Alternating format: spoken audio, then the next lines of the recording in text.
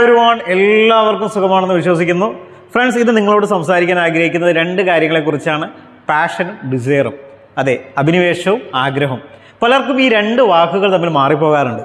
നമ്മൾ ഒരു കാര്യം തുടങ്ങുന്നതിനായി തീരുമാനിക്കുകയും പക്ഷേ അത് തുടങ്ങുവാൻ കഴിയാതിരിക്കുകയും തുടങ്ങാൻ കഴിയാത്തതിനെ നമ്മൾ മറ്റുള്ളവർ സഹായിക്കാത്തതിനെ അല്ലെങ്കിൽ നമ്മുടെ ചുറ്റുപാടിനെ അല്ലെങ്കിൽ നമ്മുടെ തന്നെ സാമ്പത്തിക സ്ഥിതിയൊക്കെ ഒരുപാട് കുറ്റം പറയുന്നുണ്ടെങ്കിൽ നിങ്ങൾ തുടങ്ങുവാൻ ചിന്തിച്ച കാര്യം നിങ്ങളുടെ ആഗ്രഹം മാത്രമാണ്. അതൊരിക്കലും നിങ്ങളുടെ പാഷൻ അല്ല എന്ന് നിങ്ങൾ മനസ്സിലാക്കുക.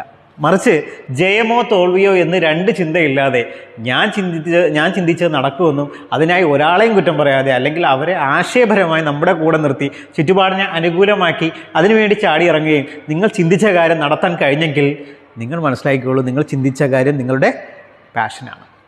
ഇത് നമ്മൾ മനസ്സിലാക്കണം. ഇതിൻ്റെ ഒരു കമ്പാരിസൺ. മറ്റുള്ളവർക്ക് നിങ്ങൾ തോൽക്കാൻ ജയിക്കാം എന്ന രണ്ട് ചിന്ത ചിലപ്പോൾ വന്നേക്കാം. നിങ്ങളെ പ്രോത്സാഹിപ്പിക്കാം, നിരുത്സാഹപ്പെടുത്താം. പക്ഷേ നിങ്ങളുടെ ഉള്ളിൽ രണ്ട് ചിന്തയില്ലാതെ ഞാനിത് ചെയ്താൽ വിജയിക്കുമെന്ന് 100% പറയുന്നുണ്ടെങ്കിൽ അത് നേടിയെടുക്കാൻ നിങ്ങൾ നടത്തുന്ന ശ്രമങ്ങളെ മറ്റുള്ളവർക്ക് വലിയ കഠിനാധ്വാനമായി തോന്നുകയും എന്നാൽ ആ പ്രവൃത്തി നിങ്ങൾക്ക് ആനന്ദവും പകരുന്നുണ്ടെങ്കിൽ നിങ്ങൾ തയ്യാറെടുത്തോളൂ. കാരണം നിങ്ങൾക്കതിനോട് പാഷനാണ്. ലോകത്ത് ആർക്കും നിങ്ങളെ അതിൽ നിന്ന് പിന്തിരിപ്പിക്കാൻ കഴിയില്ല. നിങ്ങൾ ചിലപ്പോൾ തോൽവി ഏറ്റുവാങ്ങും, ചിലപ്പോൾ വിജയശ്രീ ലാളിതനായി വെണ്ണിക്കൊടി പറിക്കും.